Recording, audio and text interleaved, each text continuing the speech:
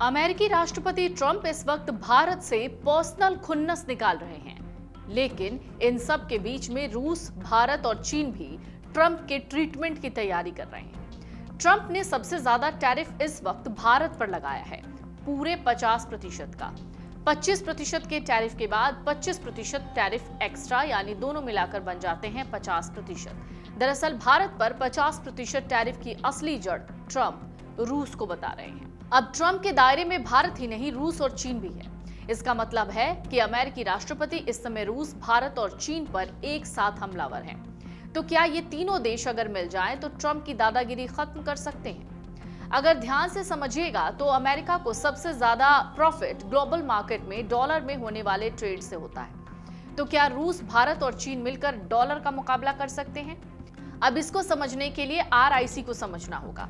RIC यानी रूस, भारत, चीन त्रिपक्षीय मंच, जिसकी शुरुआत 1990 के दशक में रूस के पूर्व प्रधानमंत्री येवगेनी प्रिमाकोव ने की थी। उनका मकसद था अमेरिका और पश्चिमी देशों के एक ध्रुवीय यानी यूनिपोलर विश्व व्यवस्था को चुनौती देना और एक मल्टीपोलर विश्व व्यवस्था को बढ़ावा देना। इस मंच का मकसद था तीनों देशों के बीच रणनीतिक, आर्थिक और सुरक्षा सहयोग को मजबूत करना।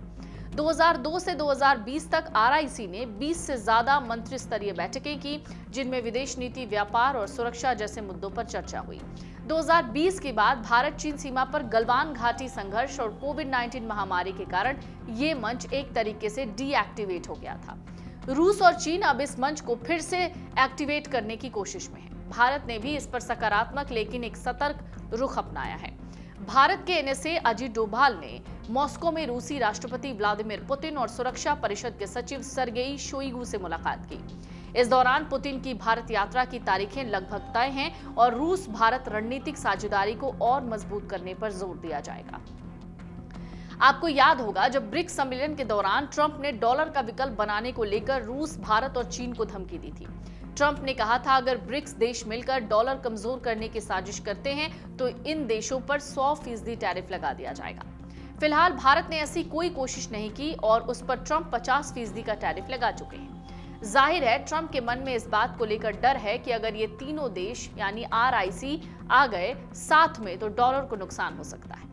अमेरिकी डॉलर को टक्कर देने के लिए भारत ने भले ही अभी तक कोई खास कदम ना उठाया हो, लेकिन रूस और चीन लंबे समय से कोशिश कर रहे हैं। चीन ने अपने ज्यादातर साझेदारों से स्थानीय मुद्रा युआन में कारोबार बढ़ाना शुरू कर दिया है। रूस ने भी यूक्रेन युद्ध के बाद डॉलर में लेन देन को काफी हद तक कम किया है और अपनी स्थानीय मुद्रा में कारोबार कर रहा है। वैसे तो भारत ने भी ईरान, रूस सहित कुछ देशों के साथ रुपए में लेन देन किया, लेकिन अभी तक ग्लोबल मार्केट में कोई इस तरीके की डील स्थानीय करेंसी में नहीं हुई है। हाँ, अगर तीनों ही देश मिलकर अपनी अपनी करेंसी में कारोबार शुरू कर देते हैं तो डॉलर को कड़ी टक्कर दी जा सकती है। ये बात पूरी दुनिया को पता है कि भारत और चीन दो सबसे बड़ी जनसंख्या यानी उपभोक्ता वाले देश हैं। यही दोनों देश दुनिया की फैक्ट्री हैं। चीन तो सबसे बड़ा उत्पादक देश है, जबकि भारत दुनिया की दूसरी फैक्ट्री बनने की राह पर है। इसका मतलब है ये दोनों देश न सिर्फ बड़े उत्पादक हैं बल्कि सबसे बड़े उपभोक्ता वाले देश भी हैं।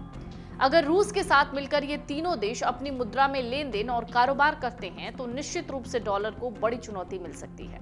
अब पिछले वित्त वर्ष की बात करते हैं, 2024 से 25, जब रूस, चीन और भारत का कुल अंतर्राष्ट्रीय कारोबार करीब $10 ट्रिलियन से भी ज्यादा का रहा। अगर तीनों ही देश अकेले अकेले अमेरिका का मुकाबला करेंगे तो ये थोड़ा मुश्किल होगा, क्योंकि उसका कुल कारोबार चीन से ज्यादा है। लेकिन अगर चीन, भारत और रूस मिलकर अमेरिका के सामने खड़े होते हैं तो ये आंकड़ा अमेरिका के कुल कारोबार से कहीं ज्यादा बैठता है। आंकड़े साफ बताते हैं, अगर तीनों ही देश मिलकर अमेरिकी डॉलर के सामने खड़े होते हैं तो निश्चित रूप से इसका मुकाबला ग्लोबल मार्केट में कर सकते हैं। अगर आप ये वीडियो YouTube पर देख रहे हैं तो हमारे चैनल को सब्सक्राइब कर बेल आइकन दबाएं और Facebook पर देख रहे हैं तो हमारे पेज को लाइक करें।